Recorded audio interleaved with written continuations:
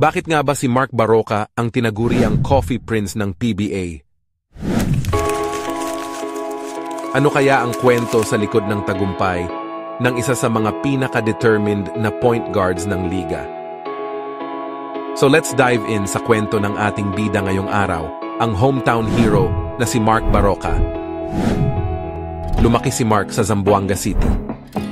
Si Mark Barroca ay isa sa mga pinaka-underrated at hardworking players sa PBA.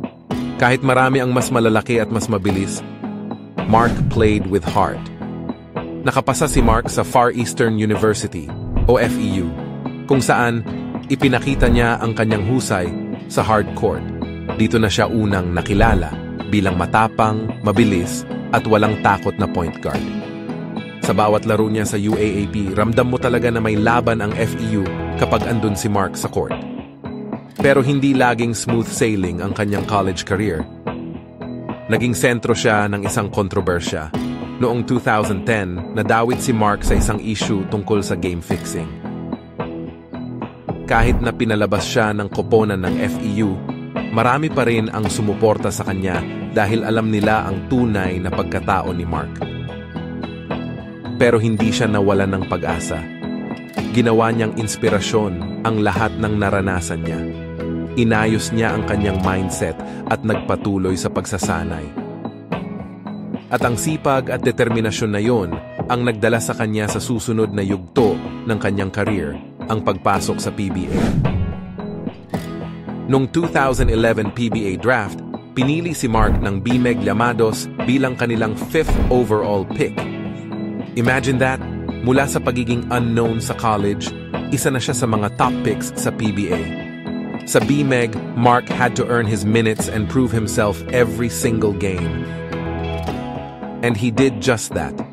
Sa kanyang rookie year pa lang, ipinakita niya ang kanyang tapang at ang bilis niya sa pag-set up ng plays para sa kanyang teammates. Ang hustle at work ethic niya sa court, yun ang dahilan kung bakit marami ang nahook sa kanya. Para siyang underdog hero na walang takot sumabak sa kahit sinong kalaban. Dito na nagsimula ang kwento ng Coffee Prince. Alam niyo ba kung paano siya nakuha ng moniker na yon? Well, dahil na rin sa kanyang pagiging dedicated player para sa San Mig Coffee Mixers. He was everywhere sa court, nag-a-assist, dumidepensa, nag-score. Kaya nga nagkaroon siya ng maraming fans at sinimulan siyang tawaging Coffee Prince. Dahil sa kanyang skills at determination, di nagtagal ay nagbunga rin ang kanyang hard work. Nakuha nila ang Grand Slam sa ilalim ni Coach Tim Cone noong 2014 kasama ang mga kasamahan niyang sina James Yap at PJ Simon. Isipin mo, 3 championships sa isang taon. Ang dami niyang na-achieve sa loob ng maikling panahon. At syempre, hindi yun dahil lang sa talento, kundi dahil sa kanyang disiplina, commitment, at sa puso niyang hindi sumusuko. Pero syempre, hindi rin laging panalo ang buhay sa PBA. Mark also faced injuries and tough losses. Ngunit lagi siyang bumabangon. Yan ang tunay na fighter sa PBA. Ang determinasyon niya na bumalik sa court kahit na nahihirapan. Yan ang nagpalakas sa kanyang legacy bilang isang tunay na point guard na walang inuurungan. Off the court, si Mark ay isang simpleng tao pa rin. Family-oriented siya at close sa kanyang asawa at mga anak. Lagi niyang binibigyang pansin ang pagiging modelo sa mga kabataang players na nangangarap mag-PBA balang araw. Kaya naman hanggang ngayon, isa pa rin si Mark Barroca sa mga pinakarespetadong point guard sa PBA. From his humble beginnings sa Zamboanga del Sur, napagtagumpayan niya ang lahat ng pagsubok para makilala bilang isa sa pinakamahusay sa liga.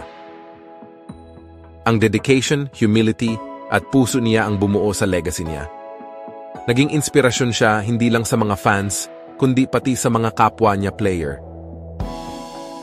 Kaya sa mga pangarap maging pro sa basketball, tandaan ang kwento ni Mark Barroca. Sa basketball, hindi laging talent ang puhunan. Kailangan ng puso, sipag at determinasyon para marating ang tuktok.